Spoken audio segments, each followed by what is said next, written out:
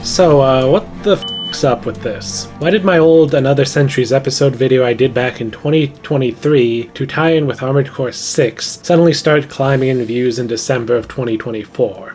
And why did it get a spike in mid-June of 2025? And why is the top traffic source external? Did it get shared somewhere? Oh wait, let me see. Just gonna open up an incognito window and flip on the VPN, so maybe it seems a bit more like a random dude searching, and yeah, my shitty video comes up. Weird, but I guess that'd do it. So, let's follow up on that, I guess?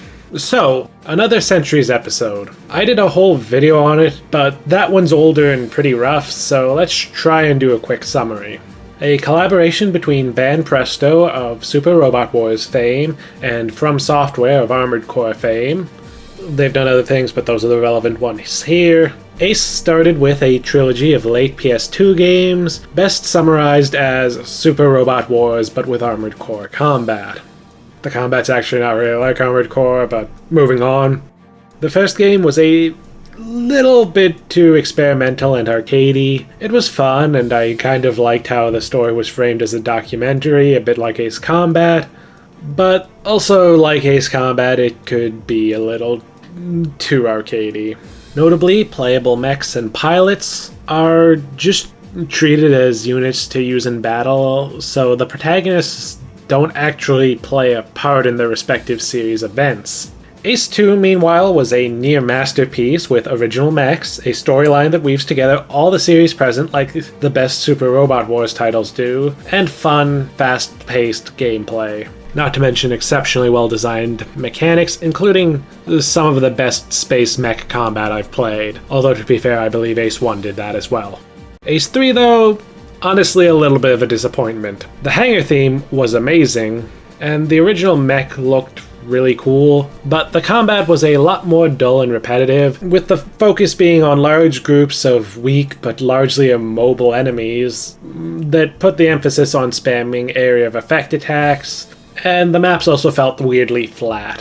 Where buildings would previously be modeled, now it's just a flat texture on the ground. And those are the 3 Another Centuries episode games that I covered 2 years ago. And so that leaves me with Another Centuries Episode R for the PS3 and Another Centuries Episode Portable for the PSP. Another Centuries Episode R has some cool mech inclusions, like some Super Robot Wars mechs being playable, but I hear a lot of bad things about it.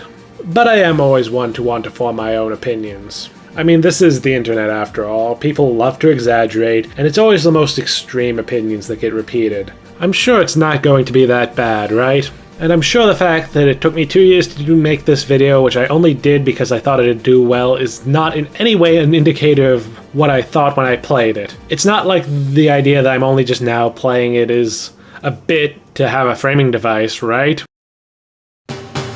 Oh god, it really is as bad as people say. Another Centuries Episode R should be the poster child for if it ain't broke, don't fix it. This feels like a bad early 3D game. One of the ones where instead of nailing it and creating an enduring classic, they fumbled, didn't know what a good control scheme would be, and didn't really know what mechanics to use. But this isn't a new franchise on the PlayStation 1, this is the 4th game in a series and on the PS3. And it has none of the charm or ambition that I actually enjoy from an old, janky PS1 game. Another Centuries Episode R reads like a list of common complaints you hear people make about video games. None of these in isolation are game-ruining to me.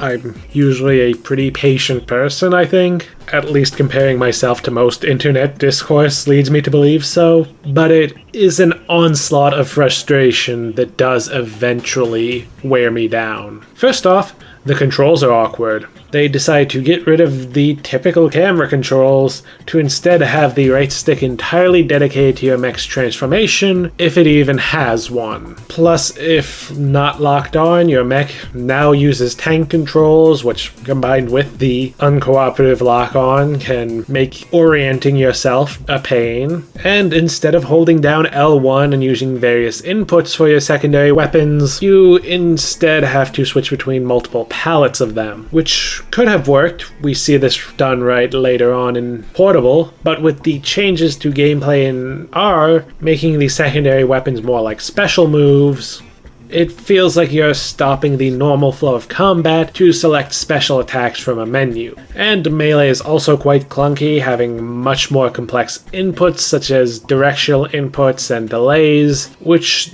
don't mesh well when the melee snap to target is also quite janky, and it's all just a little trickier than it feels like it needs to be. Lots of moments where you screw up the input and it just feels bad to have your mech just stop. Speaking of which, the gameplay is all wrong and does not fit this series. See, Ace has always mostly focused on the real robot genre of mecha anime. So like Gundam and Macross, not super robots like Mazinger and Gurren Lagann. 3 and R had like one super robot each, and I guess G Gundam in 2 accounts, but it is mostly real robots. These are mechs that are depicted as more or less grounded war machines, not giant metal superheroes. As a result, previous Ace games used ammo systems, albeit with unlimited automatic reloads, that made it more like a cooldown system after you emptied your magazine, especially in the first game with its smaller ammo counts and quicker reloads.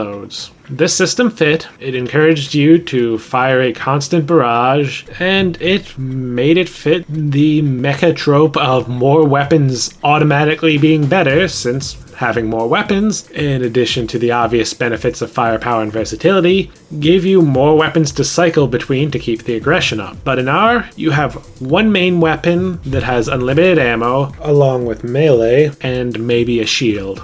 And everything else is a special weapon that runs off a tension gauge shared between all weapons. They act, well, like your typical meter-based super moves. You fill up the meter pretty consistently as you fight, but you have to ration it, at least until you learn that multi-hit melee moves tend to fill several gauge segments at once, and so I'll start to alternate between spamming those and spamming special attacks. It's an okay enough gameplay loop in theory, but it just doesn't fit the mechs involved. Plus, many of these special moves don't really feel worth it. They don't have the impact that unleashing a big attack in this kind of system should have. It often takes too long to fill up, and they rarely feel worth the time it takes if you're using some big fancy move to kill one basic enemy. And then this is made worse because there's a real issue with enemies being bullet sponges. Your main weapon will take just a bit too long to kill most enemies, not helped by the fact that it's often hard to get your shots to even hit, or the fact that melee actually does deal decent damage but handles terribly. This does kind of encourage you to use the special moves, but then you just feel like you're being wasteful when there's hordes of enemies coming at you. So the gameplay ends up feeling really slow and tedious, gradually taking out enemies one by one, compared to past Ace games where you could tear through hordes of enemies quite efficiently. And the giant bosses are the worst. Often you will have to slowly grind through dealing enough damage to get through some kind of a shield, and then have a limited window of time to actually damage the enemy's health bar before you have to break their shield again. This is not like a Zelda game where the system is subtly rigged so that you only have to repeat it typically 3 times. This is an honest-to-God limited window of time to deal the damage, and it demonstrates why so many games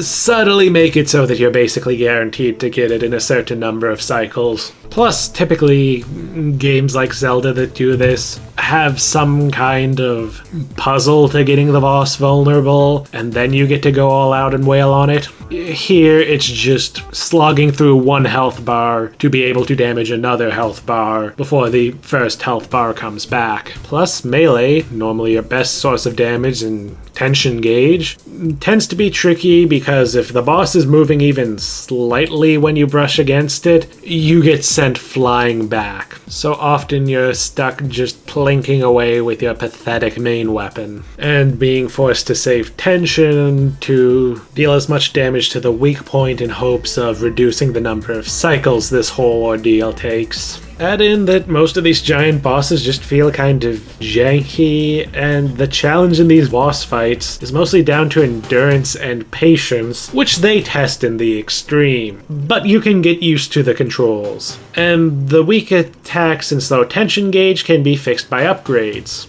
which I kind of don't like as it makes the game grindy. Upgrades in past games weren't nearly so essential, but here it feels like the game is balanced around heavily upgrading your units, with the game only feeling fast and satisfying like the old titles once you have enough attack power and fast enough tension gain. The early game is hell as a result, making a terrible first impression, and if you want to switch up your lineup, you're going to have to do some grinding, which just makes things take longer and feel even more tiresome. In a series like this, where part of the fun is getting to play as all these different iconic mechs, placing obstacles that discourage the player from just picking up any mech they like seems like a bad call. So adding this element to a series that previously really didn't have it is yet another strike against the game.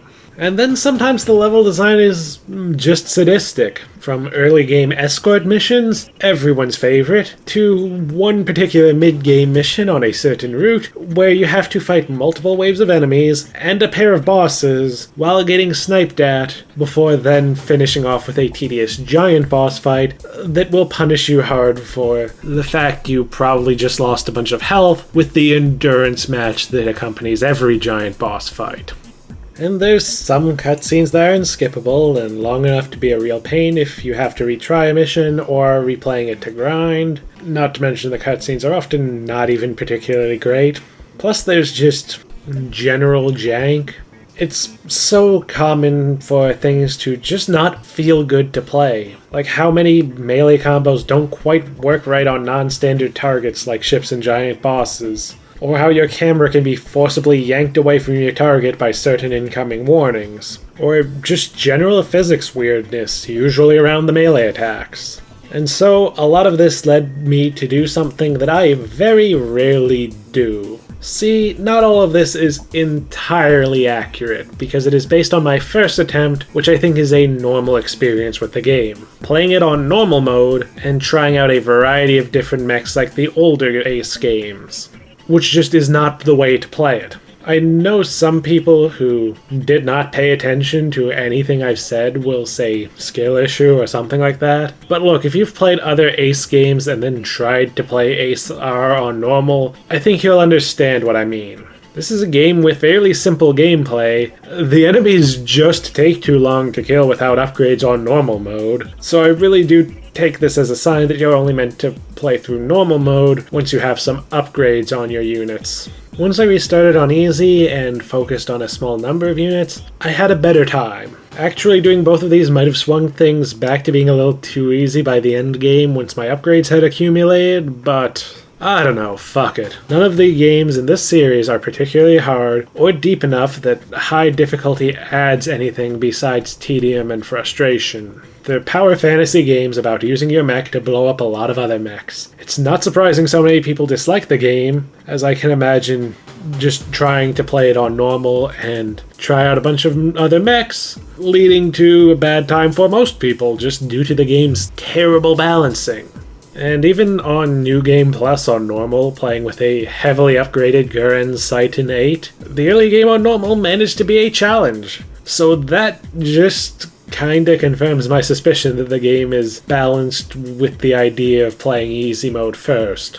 Or honestly just so badly balanced and heavy on the bullet sponge that even with vastly more attack power than you should be able to have at this point, the giant bosses take forever to kill. Seriously, the very earliest missions on normal still manage to be harder than the end game on easy. Even if you think I'm wrong for playing the game on easy first, that does speak to how significant the balance changes between difficulties are.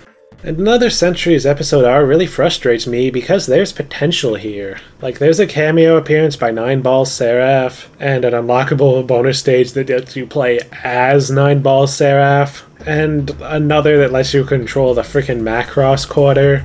Plus, it's just cool to have Super Robot Wars mechs, and many of the other series that are present in this game and this game alone. They also try some cool things like more accurately modeling which mechs can and can't fly in the atmosphere, but the gameplay and level design just make everything a pretty painful experience. And the kind of funniest part of all this, the game really wants you to play it over and over again to unlock everything. But this is kind of silly, as all the deviation will be in the first quarter of the game. See, at the start you pick a series, and as you progress the routes all gradually converge over the first 5 missions or so. And then there's like one route split down the line, where the game splits into 2 routes for only 2 missions. So this all just feels like a rather silly implementation. Plus, it feels rather bold to assume that anyone would want to play through this game once, much less 12 times to unlock everything, even if that last unlock is the Crossbone Gundam full cloth. Just don't play another Centuries Episode R. If you do anyway because you're like me, play it on easy, focus on a small group of units so you can upgrade them sufficiently, and be prepared for, after all of that, an experience that's merely okay. And there's some stuff I cut out of this for brevity, too. The whole thing is not quite as terrible as I'd been led to expect, at least on easy mode where you're spared from the horrible balancing, but it's still far from the best in the franchise. One last negative comment: if you get shot down, the game just immediately freezes and you get a game over overlay. No animation or nothing, and it looks particularly jarring in a few cases where the enemy attack hitbox appears before the animation. There's no animation of getting shot down or nothing. It's the sort of unfinished feeling that just adds to the sense the game's not quite right, and frankly not quite finished. So now we have another Centuries Episode Portable, which obviously was the PlayStation Portable spin-off, and which also had the burden of trying to make amends to the fans after R. Considering it's the last Ace game, it might not have been all that successful. Which sucks because I think that while there are a few compromises, this is quite nearly the best one. They did the Ace Combat thing. Legendary Trilogy on PS2, kinda screwing up the PS3/360 generation, but getting a PSP spin-off that's at least on par with the PS2 titles while having its own unique ideas. Bringing up Ace Combat a lot this video, huh? I mean, maybe it's just word association. In some ways, Portable is a throwback to Ace 1. Minimal story even compared to that first title, and the protagonists don't play a role again, so they're back to just being units they buy. I guess that's kinda a strike against it, but I'll live. The story also is pretty much just that the worlds of the different Mech series get mashed together, or was the same way in fact. Compared to the classic Ace games, which do like the best Super Robot Wars games do and try to blend the series into a single unified setting, it's a bit disappointed. Though maybe this all doesn't matter so much when I only ever experienced the story through scraps through a translation app on my phone. As for gameplay, it returns to the weapon panel concept from Ace R, but it works way better here. For one, without the second set of shoulder buttons, it's more understandable without the room for a shift input, and they also separated melee from the panel so you get 4 pages of 2 weapons each. But finally, we're back to ammo, more on that in a second, so instead of basically selecting special moves from a menu before going back to your regular palette, it feels more like you're swapping between firing modes for your mech. But using up your ammo is no longer a cooldown like in the original trilogy. Use your ammo up and you have to go to a repair and resupply to get more, and these have limited stocks.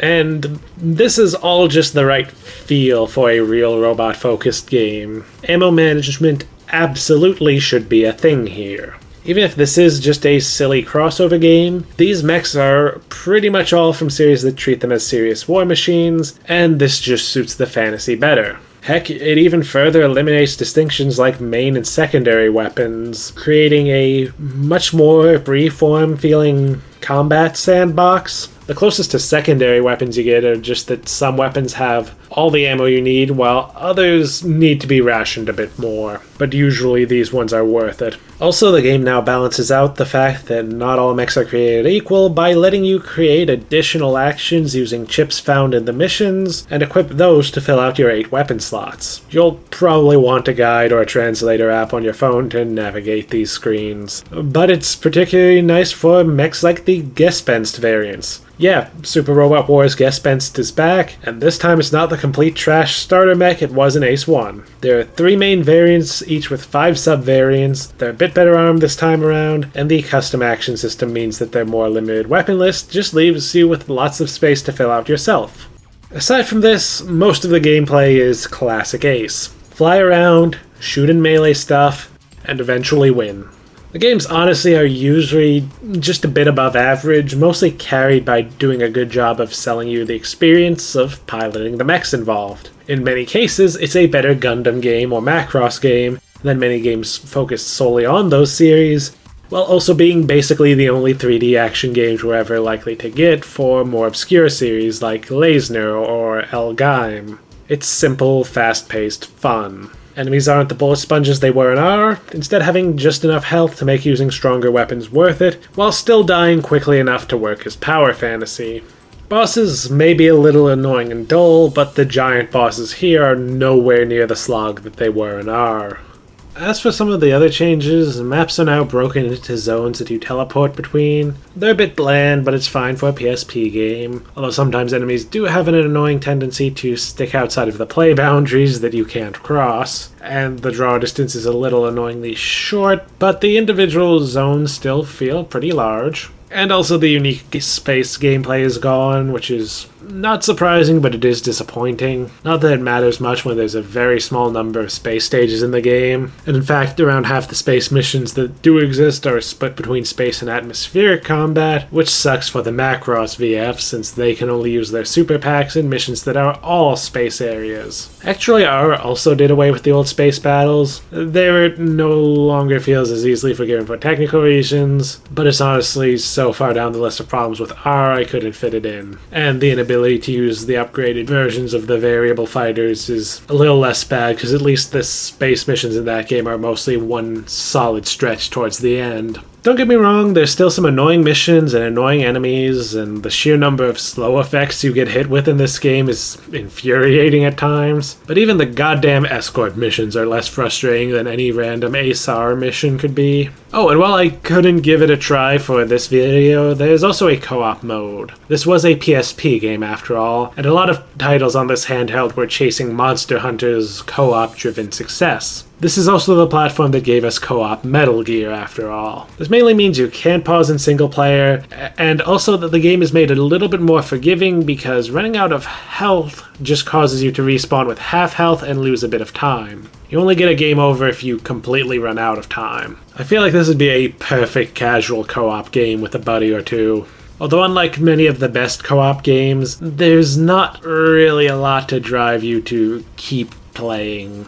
Also, if there's any other complaint I have, it's that the unit selection is kind of weird. Many series are front-loaded, which, to be fair, is straight out of its sister series, Super Robot Wars, but many series skip over the protagonist's early units, and many of them give you these elite units right from the word go.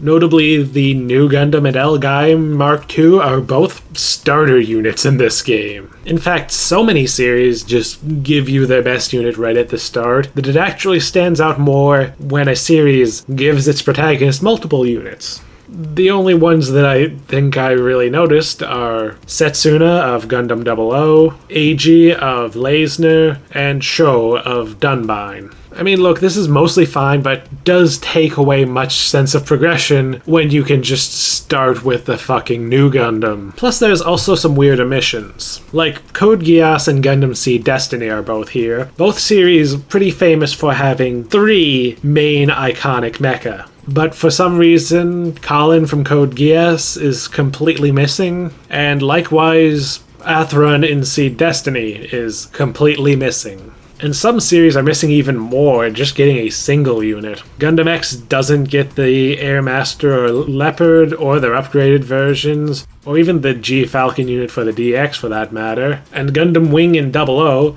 both series notable for featuring a whole team of Gundam pilots, are only represented by Hero and Setsuna respectively.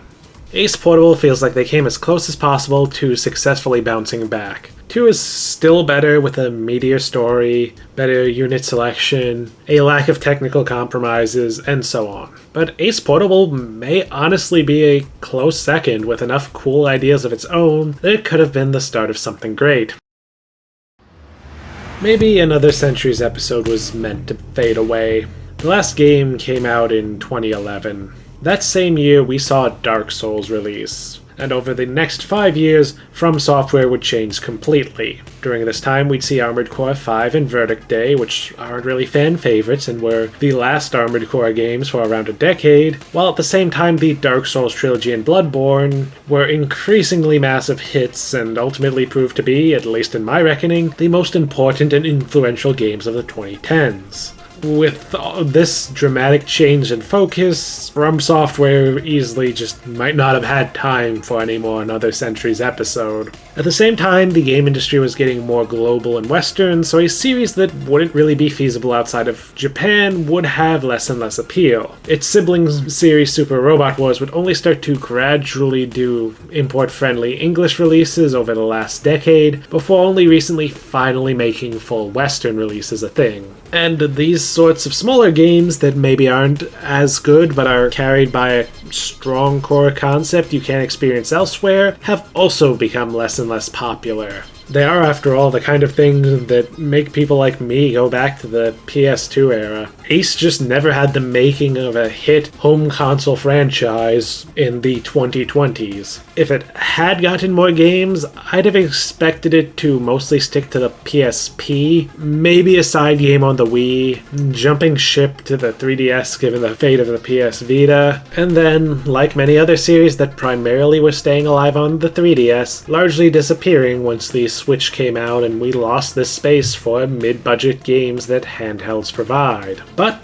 well, regardless, like so many series from the PS2, it was good while it lasted. Not the most polished, cinematic, or perfectly crafted experience, but a fun enough time that provides an experience that no modern game does. I still recommend the PS2 trilogy, or at very least the second game, even if I can't recommend my video on them because it's old, kind of bad, and starts with a shitty skit that is not remotely funny. But as for the later games, look, the fact this took nearly 2 years to do should tell you how badly I bounced off of Ace R, and I tried to go back to it a couple of times in these 2 years. Meanwhile, I blazed through Portable in under a week. So if you're a fan of the PS2 Ace games, skip R or go into it expecting it'll suck and prepare to drop it, but do absolutely play Ace Portable. Just make sure you have a guide and a translation app on your phone ready to help navigate all the Japanese. If you haven't played this series, but